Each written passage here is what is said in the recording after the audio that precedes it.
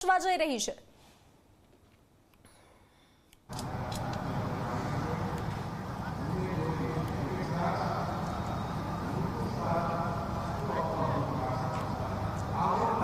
જી બિલકુલથી આજનો દિવસ ઐતિહાસિક બની રહેશે કારણ કે દેશના વડાપ્રધાન નરેન્દ્ર મોદી નવસારી ખાતે આવી રહ્યા છે અને બીજી તરફ આજે મહિલા દિવસ પણ છે, જેને લઈને ખાસ કરીને આજે વડાપ્રધાન નરેન્દ્ર મોદીની જે સુરક્ષા છે તે મહિલા પોલીસ કર્મચારીઓ દ્વારા કરવામાં આવશે। ખાસ કરીને ગૃહ મંત્રાલયના જે અગ્ર સચિવ નિપુણા તોરવાનીની આગેવાનીમાં 2400 જેટલી જે મહિલા પોલીસ કર્મચારીઓ છે તે આજે વડાપ્રધાન નરેન્દ્ર મોદીની જે સુરક્ષા છે તે સુરક્ષાઓ કરશે। આપ જોઈ શકો છો હાલમાં તમામ જે રૂટ ઉપર બેરિકેડ મૂકી દેવામાં આવ્યા છે અને દરેક રૂટ ઉપર જે મહિલા પોલીસ કર્મચારીઓ તૈનાત છે।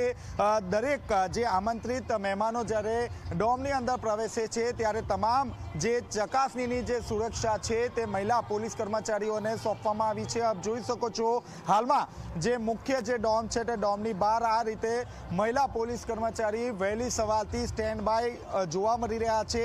કેટલીક જે મહિલા પોલીસ કર્મચારીઓ છે તેમને બોડી વોર્ન કેમેરા આપવામાં આવ્યા છે।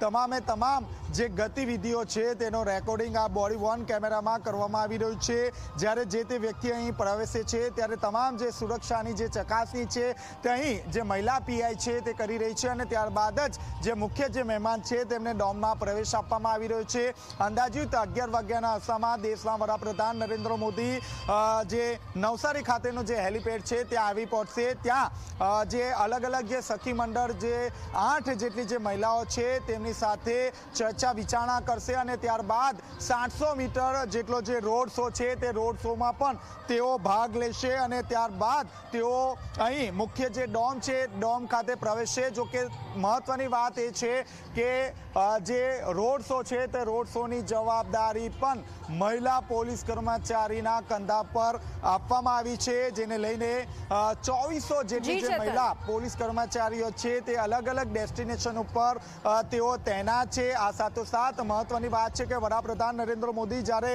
અહીં પ્રવેશ કરશે ત્યારે અલગ અલગ જે સખી મંડળો છે તેમના દ્વારા વડાપ્રધાન નરેન્દ્ર મોદીનું ભવ્ય સ્વાગત કરવામાં આવશે। 800 જેટલી જે મહિલાઓ છે તે કળશ લઈને વડાપ્રધાન નરેન્દ્ર મોદીનું સ્વાગત કરશે અને ત્યારબાદ 1.5 લાખથી વધુ જે લખપતિ દીદીઓ છે તેમનું સન્માન પણ કરવામાં આવશે।